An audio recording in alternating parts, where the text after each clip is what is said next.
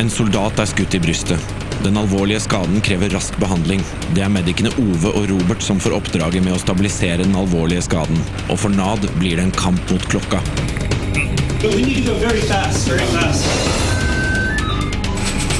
Alarmen går, og 2 pasienter på helt forskjellige steder trenger medisinsk evakuering, samtidig. Bakkemannskapene får en utfordring når det tekniske utstyret svikter I de varme og utfordrende klimaforholdene.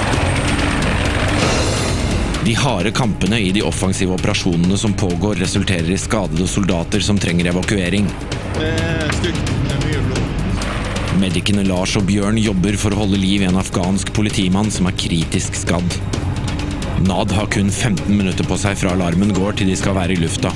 Alltid.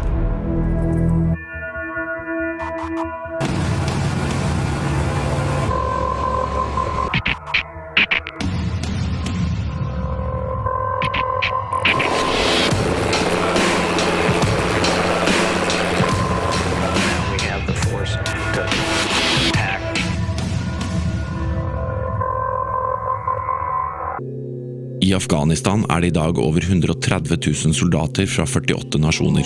De utgjør den internasjonale sikkerhetsstyrken ISAF. Norge bidrar med I overkant av 500 soldater til forskjellige baser I den nordlige delen av Afghanistan. Der har de operasjonsansvaret for Faryab-provinsen, et område på størrelse med Telemark og Buskerud til sammen, hvor det bor litt over 800 000 mennesker. De norske soldatenes hovedoppgave å utdanne og støtte den afghanske hæren og politistyrker til å bekjempe Taliban. I provinshovedstaden Meymaneh har den norske hovedstyrken på 350 mann sin base sammen med andre allierte. Der utifra denne militærbasen det planlegges, koordineres og gjennomføres operasjoner sammen med de afghanske hær- og politistyrkene. I tillegg det opprettet en rekke mindre operasjonelle baser rundt I provinsen. De kalles FOB, Forward Operating Bases, eller fremskutte operasjonsbaser. Faryab har lenge vært en rolig provins, men I den senere tiden har opprørsaktiviteten økt, og det oftere sammenstøt mellom allierte styrker fra ISAF og opprørere. For å bekjempe denne utviklingen iverksettes derfor stadig flere militære operasjoner. Konsekvensen et økende antall skader. De trenger akutt medisinsk hjelp, og de må derfor evakueres raskest mulig, ofte fra et ufremkommelig landskap frem til det norske feltsykehuset I Meymaneh, hvor traumeteamet står klare. Denne evakueringen det helikopterevakueringstjenesten NAD som har ansvaret for. Oppgaven til NAD I et nøtteskall egentlig det å redde liv og begrense skade, skape trygghet, sånn at bakkestyrkene kan operere med den vissheten om at hvis noe skjer, som det jo ofte gjør her, så det noen som kommer og henter han. Når du har som mål å redde liv, og det det du gjør, og alt du gjør skal på en måte gå I den retningen. Om du jobber med fuel, eller tekniker, eller brandmann, så skal det dra I den retningen at vi skal redde liv. Og det gjør noe med at det skaper et ganske sånn bunnsolid engasjement. Altså. Og selv om det høyt press, så tror jeg at oppdraget så verdifullt at folk klarer å brenne lenge for det.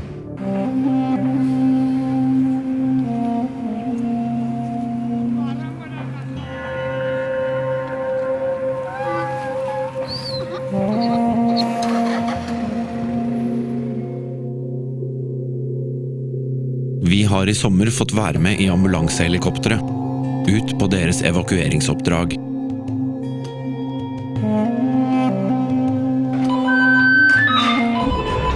I morgentimene har det vært kamper vest I Faryab-provinsen. En soldat skutt og trenger øyeblikkelig evakuering. Alarmen går I operasjonssenteret til NAD. Scramble, scramble, scramble. Det første vi får vite vel at det en skuddskade I brystet. Har mistet mye blod. Har de gitt noe til medikamenter?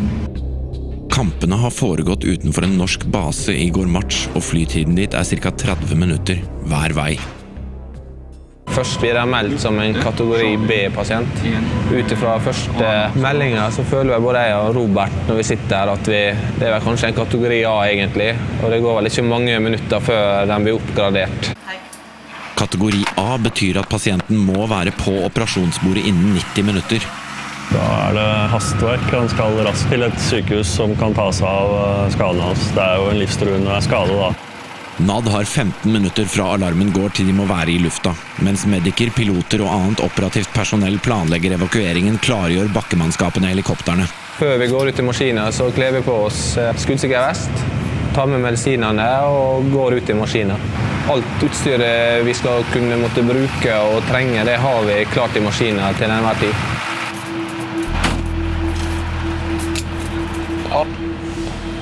Så har vi MWCR, on CMDS, on RQ144, on ISF, on OK.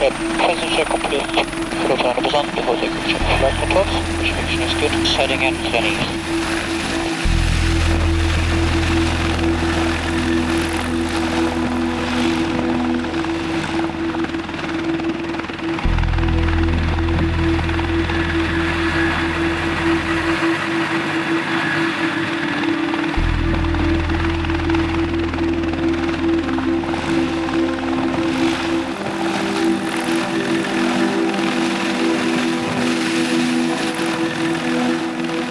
Vi trekker opp akuttmedisinene våre. Det gjør vi med en gang.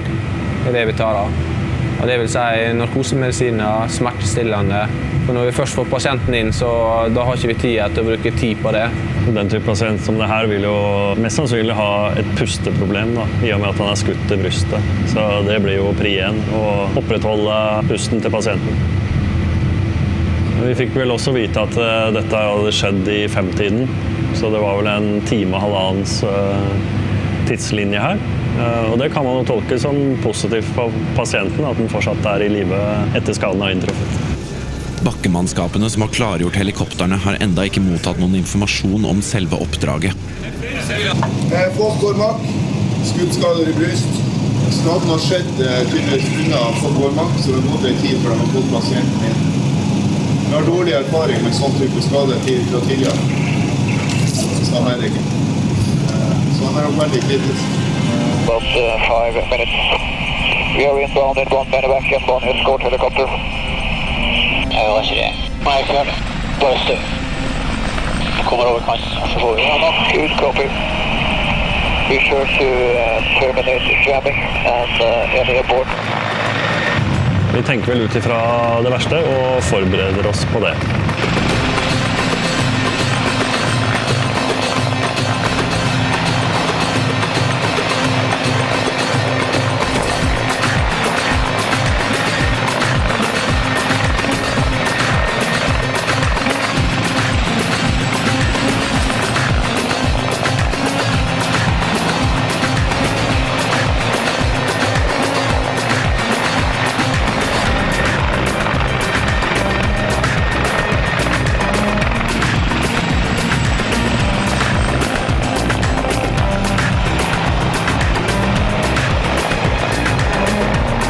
Du får et veldig godt inntrykk av pasienten sånn, det første blikket. Og det jeg ser da, det en pasient som ser på deg, litt sånn forvirret, og ser ganske fort når vi drar båra inn at han har litt problemer med å puste. Da. Han jobber med å få luft inn i lungene, så da gir vi han ekstra surstoff på maske. Pasienten hadde en skadelapp på seg. På den lappen sto det også at pasienten ikke klarte å bevege bena. Når vi bare gjorde en enkel funksjonstest på å se om han hadde noe følelighet i bena, så var det ikke noe svar på det. Robert kobler på overvåkingsutstyr, og vi ser ganske fort at han har problemer med å få nok oksygen i blodet. Han har det vi kaller lav metning. Vi ser tydelig at han har veldig hvite lepper og veldig hvit tunge. Og det kan tyde på at han har mistet mye blod. Og så leter man etter blodsvar på hanske, for eksempel, om det en blødning som pågår bak der. Det var det. Så vi måtte prøve å snu han litt rundt for å få lagt litt bandasje der. Og det viser seg etterpå at det også en skuddskade. Mest sannsynlig så har han gått gjennom armen og så inn på høyre side av brystkassa. Den afghanske soldaten ble skutt et stykke utenfor basen i Gormarch, og det tok 1,5 time før NAD ble varslet. Det nå over 2 timer siden pasienten ble skutt. På feltsykehuset i Meimane forbereder traumeteamet seg på å ta imot pasienten.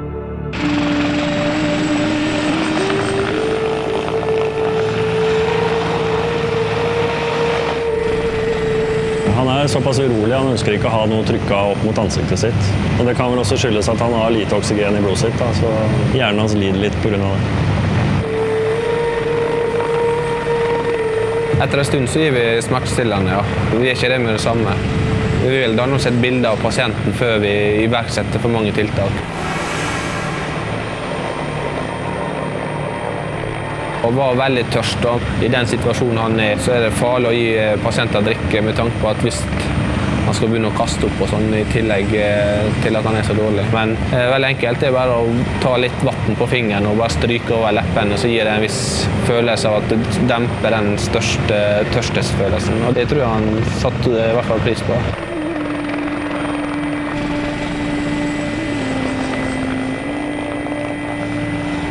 Før vi lander så sender vi inn en pasientoppdatering til sykehuset her i Meymaneh, sånn at de er mer forberedt på hva de står og venter på.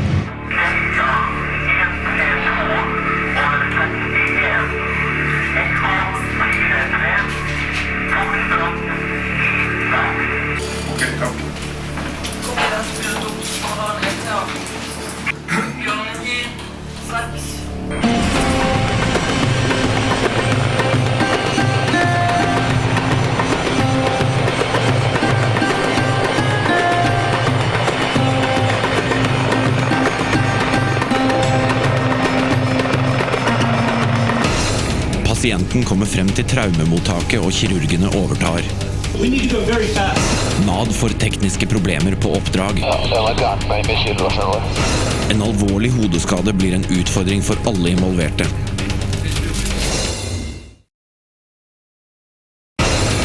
En alliert afghansk soldat er skutt i brystet og har store pusteproblemer.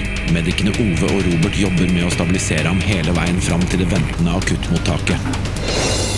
I Faryab-provinsen er det i overkant av 350 norske soldater. De støtter den afghanske hæren og politistyrker til å bekjempe Taliban. NAD evakuerer pasienter tilbake til feltsykehuset i den norske leiren i Meymaneh, hvor et traumeteam står klare til å overta. Vi er med på deres evakueringsoppdrag. Det har i morgentimene vært kamper i Gormatch, og NAD har evakuert en skadet soldat.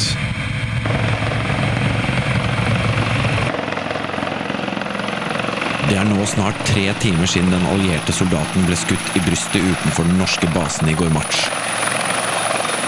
Bakkemannskapene står klare til å transportere pasienten inn i traumemottaket.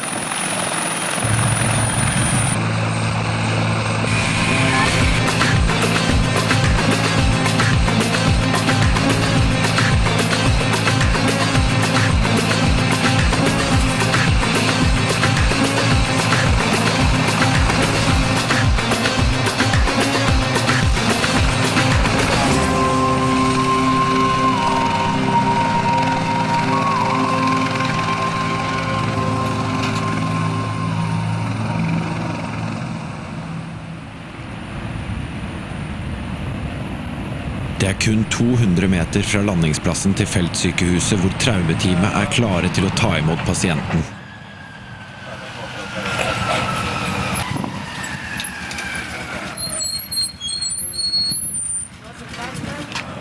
Alle pasientdata har jeg fått, i tillegg til at jeg har fått den pasientoppdateringen som vi sender på vei inn.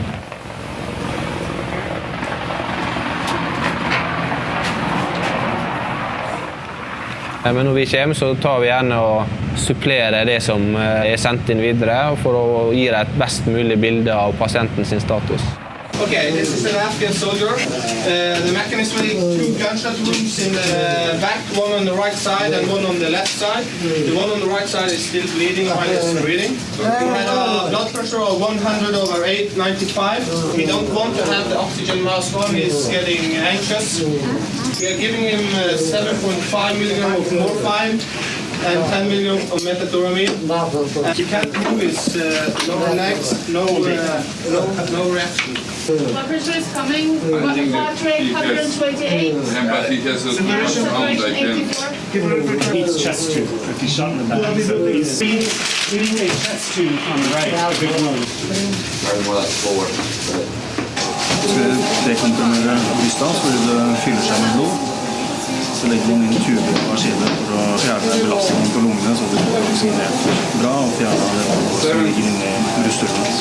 We need to go very fast. Yeah, very fast. Into the operation theater. Lots of blood, and then we see it. You need to get into it, guys.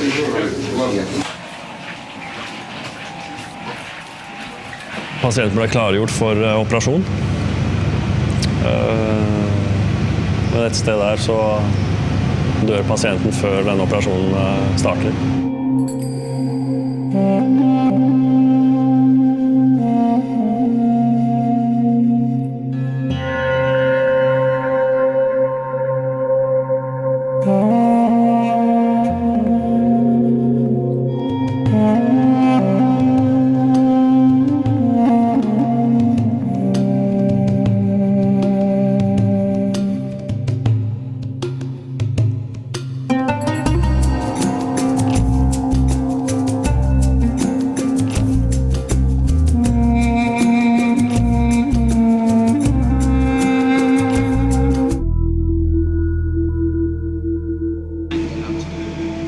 Etter alle oppdrag NAD flyr, det fast rutine med en debrief. Både for en gjennomgang av de tekniske og operative rutiner, men også med fokus på den enkeltes opplevelse av oppdraget. Et oppdrag som det vi har her nede medfører jo ganske sterke påkjenninger. Og det er vanskelig å tenke seg at du driver et oppdrag for å redde liv uten å ha følelser til stede. Og de følelsene påvirker hvordan du klarer å løse oppdraget. Derfor driver vi noe som heter helhetlig debriefing, for å kunne redusere de negative effektene, sånn at du hele tiden prøver å bearbeide og lufte ut de opplevelsene du har. Det litt lettere å åpne seg når man ikke sitter så veldig mange sammen. Så har du litt lettere for å prate og fortelle om det du egentlig følte. Det var kanskje noe som ikke var så pent å se, noe som gikk inn på det. Skal vi kunne ivareta så vi jobber optimalt til enhver tid, så er vi nødt til å ha den formen for debriefing. Det gjør at man får fanget opp tidlig ting i en tidlig fase hvis ting går galt, og man får rettet og justert på det. Irritasjonsmomentet hos den enkelte blir mye lavere. Ønsket effekt økt profesjonalitet, og at vi øker vår evne til å løse oppdrag effektivt. Det det hele poenget med det. Det er viktig å fokusere på de positive tingene, og heller se gleden av det bidraget man kommer med, enn å fokusere på all elendigheten.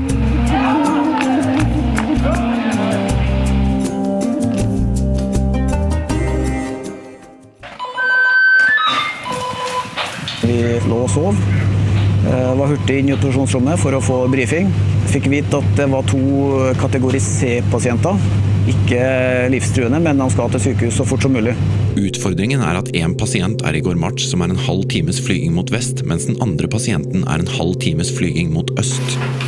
Vi fikk da en prioritet på å ta den pasienten i Gormarch først. En afghansk soldat har en skuddskade i hånden. Skaden under kontroll, og det skal ikke være fare for liv. Men NAD jobber på rutine og skal være i luften på 15 minutter. For at hele dette apparatet skal fungere, har alle mannskapene konkrete oppgaver som drillet ned på den minste detalj. Da har blant annet jeg oppgave å lukke opp portene og gaten til fuelbiler, så fuelbiler kan komme seg ut. Lukke opp hangarporten, så vi kan få ut helikopteret. Helikopterne klargjort, og mannskapet på vei. Det 4 mann ombord i ambulansehelikopteret. Foruten piloten det en systemoperatør med teknisk kompetanse, som i tillegg assisterer piloten med flyvingen.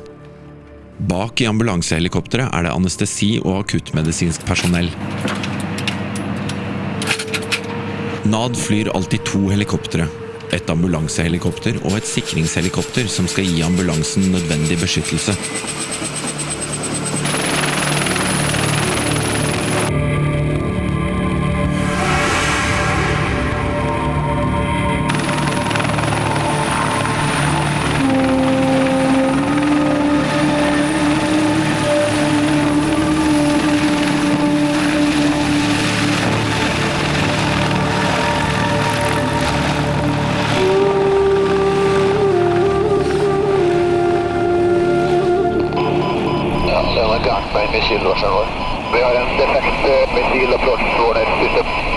Ti minutter etter avgang så fikk jeg indikasjon på at missilvarslingssystemet på helikopteret mitt hadde gått I stykker. DG eller AM-maskin som var defekt. Bryter 01, det det mørkt. Det jo en bekymring fordi det et system som forteller oss om vi blir beskutt av fiendtlige luftvernraketter. Og det jo et system som vi gjerne vil ha I orden.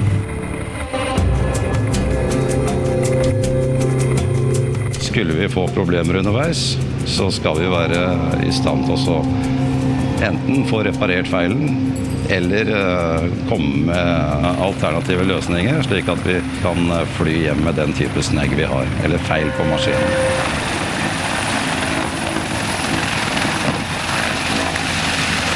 Vi valgte da bare å forandre flightprofil, gikk I lav høyde, hvor vi da bedre sikret mot luftvernmissil, men ulempen da at vi mer sårbare for håndvåpen. Men det en vurdering som vi tok der og da, og vi valgte å gå lavt.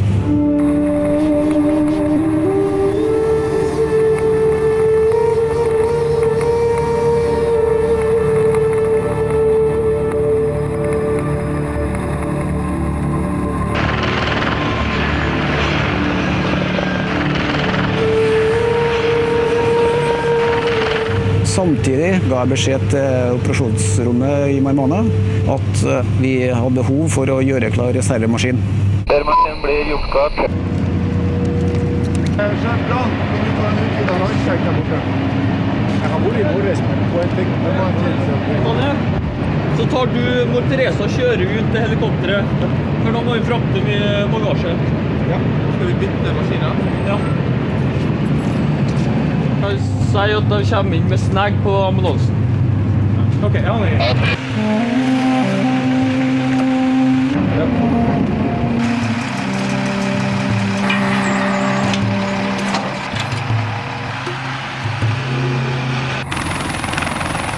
KV2 helikopter, har du en oppdatering på situasjonen på bakken? 5 minutter ute fra Govermak så får vi kontakt med norsk OMLT på bakken for en god link-up og en god situasjonsbilde av hvordan situasjonen I Govermak. Fra Nito har markert med rødrøyk. Mottatt.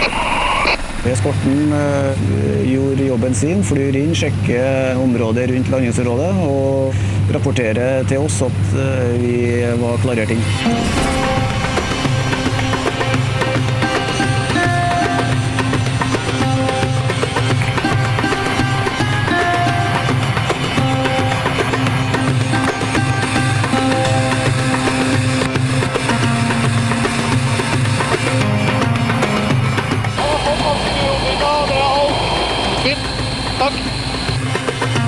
Den afghanske soldaten har skutt seg selv I armen. Han har fått nødvendig førstehjelpsbehandling av sanitet I Gormatch. Mediken inne, cabin ready. Men han har ikke fått noen andre medisiner enn antibiotika. Bjørn og Lars bestemmer seg for å gi han smertestillende.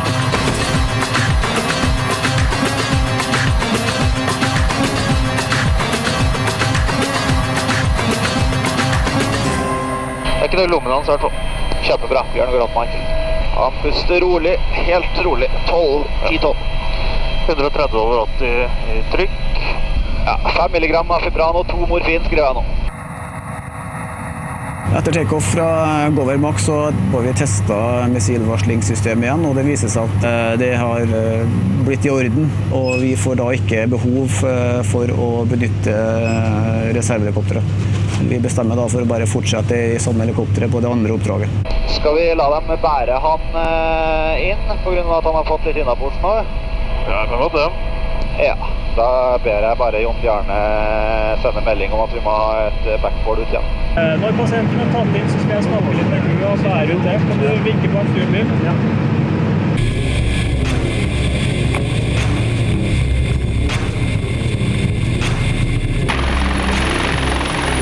Bakkemannskapene også bårelag, og de forbereder seg nå til å ta imot den liggende pasienten.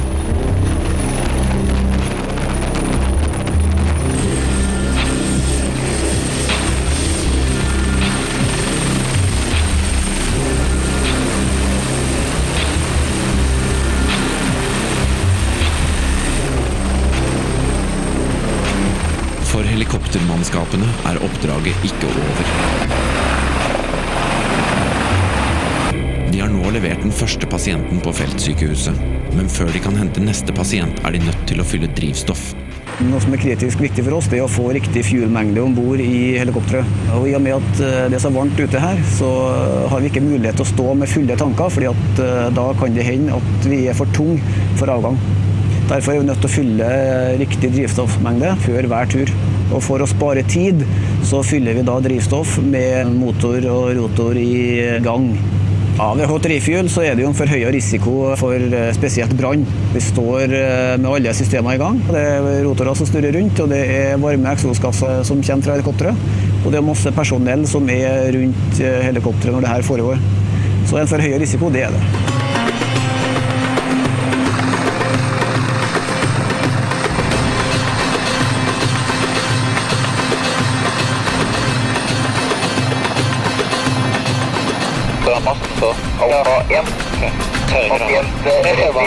På riktig om 2 minutter. Det ingen hindringer i landingsstolen. Grønn rekk på din kommando, copy. Visual på lydene rett over midt i dalen over brune jordene til høyre på husene. A, B, C normal. Top smoke. Top smoke, copy. Green smoke på jordet. Visual. Kløfteren for landing nå? Yes, sir. Den norske mobile styrken med i en pågående operasjon. En av soldatene skadet, og de trenger å evakuere han snarest.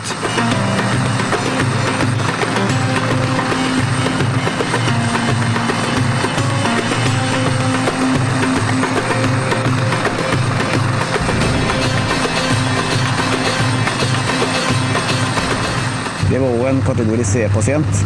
Men det viktig å få den ut av et kampområde, for i og med at den ikke i stand til å kjempe sånn med den andre, så blir den en belastning. Og det blir jo en fare for seg selv, hvis den ikke kan forsvare seg på en ordentlig måte. På feltsykehuset har den afghanske soldaten som hadde skutt seg selv i hånden, fått nødvendig behandling. Okay, he's saying that it done by myself, and I was working on the AK-47 that it happened to me. And then they called the helicopter and they carried me to the PRT hospital in Maimane, and they treat me in the helicopter too, and they helped me much in the helicopter. Han har fått antibiotika under operasjon, som her veldig viktig. Og så skal han gå til det lokale sykehuset, så får vi håpe han får god oppfølging der. Utrolig nok så var det et hull bare med en kulebane, og den kulebanen kunne man følge gjennom, og den hadde bommet på begge beina, den hadde bommet på blodårer og på store nerver. Helt utrolig. Han hadde puls i hånda, han hadde full bevegelighet. Det vi kan se med den type ammunisjon jo at han rett og slett kunne få drevet av seg hele armen. Men han var heldig, han var veldig heldig.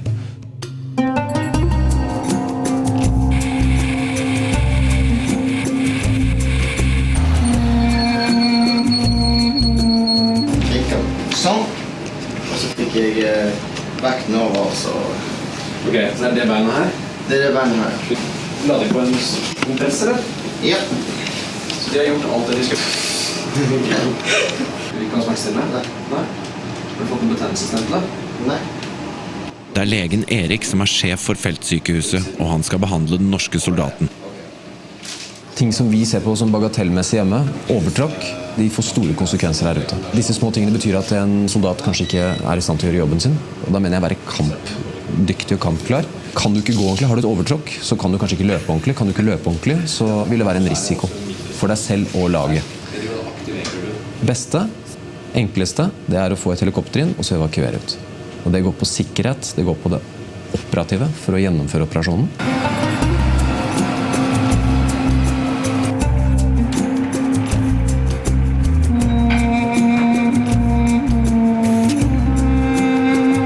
Begge oppdragene gjennomført. Nå det teknikerne som skal undersøke helikopterne for å finne årsaken til feilmeldingen på missilvarslingssystemet. Bakkestyrker lenger vest i Faryab har bedt om øyeblikkelig evakuering av en hardt skadet soldat. Alle må forberede seg, også mentalt. Det stygt, det mye blod. I Afghanistan alle bakkestyrker avhengig av muligheten til evakuering fra kampområder. I Faryab-provinsen det norske helikopterbidraget NAD som har ansvaret for denne støtten.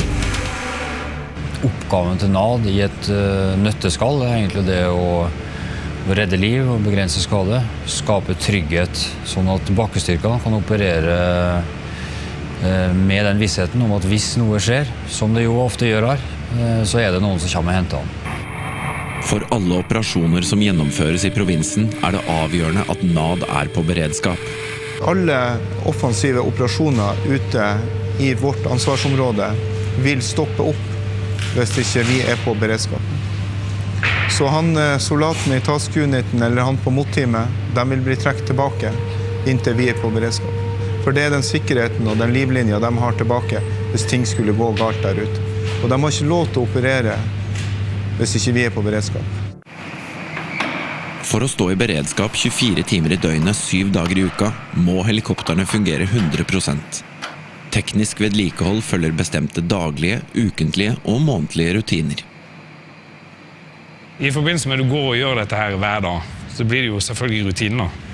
Så man må jo bare passe seg for at den der når den holder på, at den ikke tenker på noe annet. For det ikke hver dag du finner noe, men du finner noe innimellom da, som kanskje ikke har blitt en feil ennå, men som kan bli det etter hvert. Teknikerne skal nå undersøke hovedakslingen, eller mainshaften.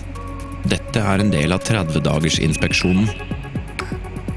Det vi har ansvar for det å levere 2 helikopter operativt til enhver tid. Det gjør at vi har alltid sett helikopter som vi kan drive på med reparasjoner på, eller planlagt vedlikehold på. Så det vil gjerne være I en situasjon så kan vi kanskje låne delen fra den reservemaskinen for å klare å holde 2 operativ. Dette jo en veldig vital del I det jo mainshaft. Kraftoverføringer fra motoren til transmisjonen og opp. Den som lander da, Medic-maskinen, det jo den som mest utsatt for støv. Det bygger seg jo sånn opp sånn støvlager, dette jo sånn puddergreier.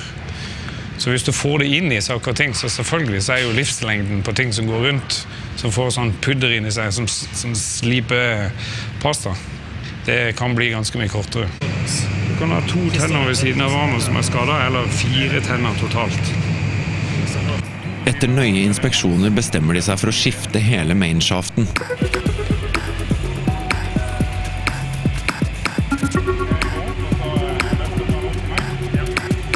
De får også rettet feilen på missilvarslingssystemet, og nå alle helikopterne igjen klare til oppdrag.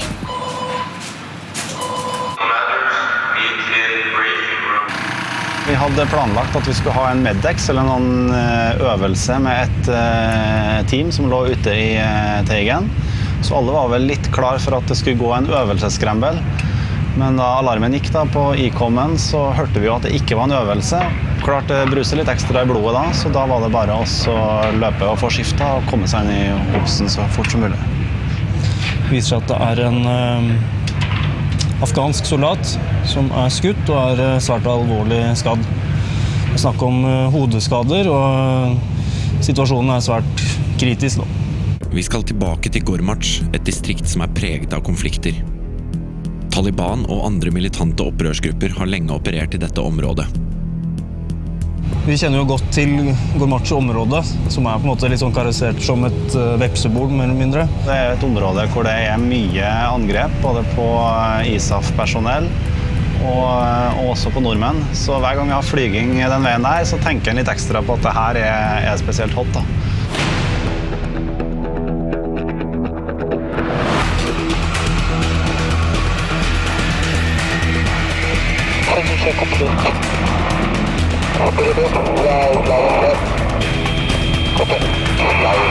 Sånn medisinsk så fikk vi vite at han ble ventilert, altså han pustet ikke selv. Det sas jo en del om tilstanden hans, I tillegg til at han var skutt I hodet da. Også at han var bevisstløs. Nå gjorde vi klart for å legge pasienten I narkose, så vi kunne intubere og legge et rør ned I halsen på han og puste for pasienten, hvis ikke det allerede var gjort. Og vi trekker opp kraftig smertestillende og en del sånne medikamenter som relatert til alvorlige hodeskader. For pasienten tiden nå svært viktig, og for helikoptere det viktig å være kortest mulig på bakken, da de sårbare for eventuelle angrep etter at de har landet. Når vi kom inn og landet i FOB-en, den Forward Operating Basen, så viste det seg at pasienten ikke var ferdig stabilisert av legen på bakken, så vi måtte vente der. Hvor pasienten? Vi kikker. Det noen som ser pasienten? Nei, det er Når det oppstår situasjoner hvor vi blir stående lenge på bakken, så blir vi alle veldig sånn på alerten på en måte, at dette her ikke helt sånn som vi ønsker at det skal være. Confirm 15 minutes. Roger, 15 minutes. 15 minutter lenge å oppholde seg på bakken, da de blir et lettere mål for fienden. Standarden de opererer etter kun 30 sekunder. Vi valgte å stå på bakken den tiden det tok, på grunn av trussel i det området som kan være relativt høy hvis vi flyr lenge over samme område. På feltsykehuset i Meymaneh traumeteamet i gang med forberedelsene. Det vi vet at det kommer en ANP, altså en Afghan National Police fra Ghowrmach, og han har en hodeskade. Hvor stor den vi ikke sikre på. Han blir ventilert, men vi vet ikke om han intubert, om han puster på han eller ikke. Så vi venter på en oppdatering på det. Det var litt uklart om han var skutt i hodet eller om det var en bilulykke, men det var i hvert fall en ganske seriøs hodeskade. Og de som bar han, det var tydeligvis kollegaene hans da, eller folk som kjente han, så de var ganske preget av situasjonen. De så ganske trist og deprimert ut, og en ene stod og gren litt. Så det var tydelig at det gikk jo opp for meg i hvert fall, at det var en ganske alvorlig skade, og at de på bakken hadde vel ikke så veldig mye forhåpninger på at det skulle gå 100% bra. Etter 15 minutters tålmodighet løftes pasienten endelig ombord, og medikene Lars og Bjørn kan påbegynne behandlingen av soldaten. Mediken, ready. Before taking second, please take us. Ok. Kommer ut, dok. Har du kontroll på luftemne? Ja, fint. Han var jo helt tydelig bevisstløs, han pustet jo ikke. Han hadde mye blod i ansiktet, pluss en diger bandasje på hodet som det piplet blod gjennom. Han lå på en sånn redningsfolie, eller en slags sånn aluminiumsfolie, hvor han vel mer eller mindre lå i skvalpa i blod, for det var mye blod som liksom lå oppi der. Han har brain matter protruding, altså fremtredende hjernemasse. Ja. Han hadde jo blødd en del, han var lav i blodtrykk. Han hadde kun en liten veneflon som amerikanerne hadde satt på plass. Det tilgang til blodåra hvor det amerikanske systemet matcher ikke helt med det norske. Så det vi gjorde var i hvert fall få etablert en ytterligere tilgang, så vi fikk gitt han mer væske og fått han opp i trykk.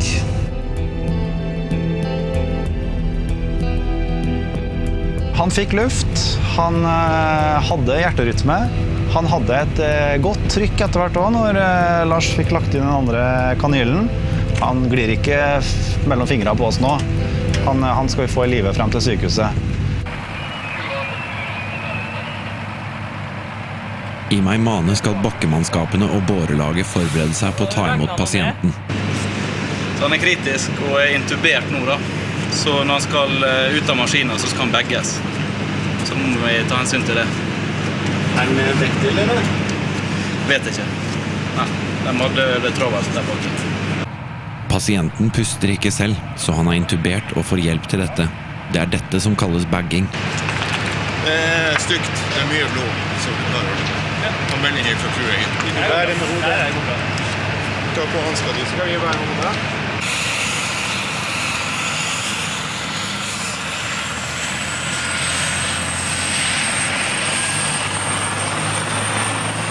Sånn som ståa så ut i helikopteret, så det ikke så alt for lyst ut når vi leverte den fra oss, med tanke på at han skulle overleve dagen egentlig.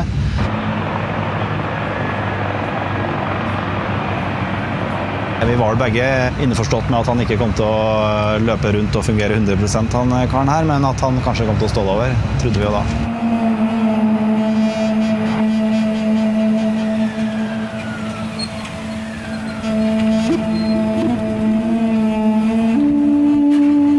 Afghan soldier, gunshot wound, right side, head. intubated, good saturation, pulse 109, blood pressure 100/70. Blood pressure. Pulse, saturation.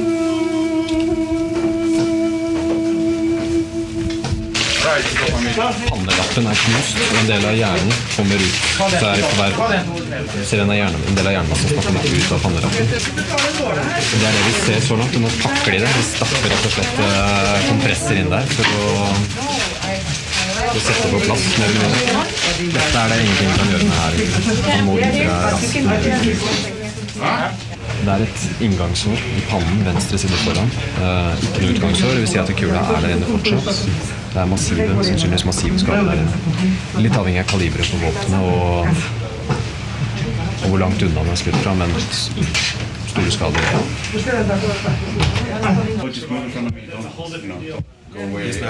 Her, akkurat her, så mangler det en bit av skallen. Og det du ser her en løs bit. Alt dette her bruddlinjer. Vi ser ikke kula. Vil det si at det kanskje et inngangshår på baksiden, og dette utgangshåret? Vil det si at han kan ha fått skuddet sånn?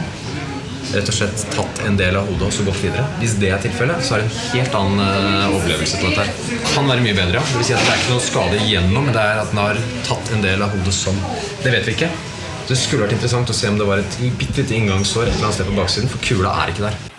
Den afghanske politimannen klargjøres for transport til det tyske feltsykehuset i Mazar el-Sharif. Den alvorlige skaden krever nevrokirurgi og avansert utstyr som ikke finnes her i Meymaneh. Funksjonen til sykehuset her, det jo stabiliserende. Gjøre den akuttkirurgien som må gjøres for at pasienten skal være stabil nok til å gå videre til Mesfjord.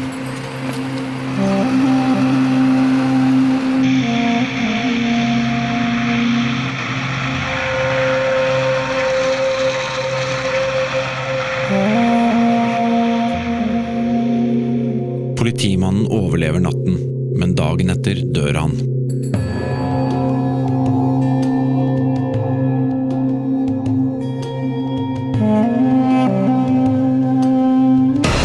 Neste uke vi med når en norsk soldat med splintskade i ryggen må evakueres fra et kampområde. En soldat som ikke puster får hjertestans ombord, og livreddende arbeid pågår hele veien fram til traumemottaket. En amerikansk militærbil under angrep har blitt truffet av 2 raketter. 7 soldater må evakueres.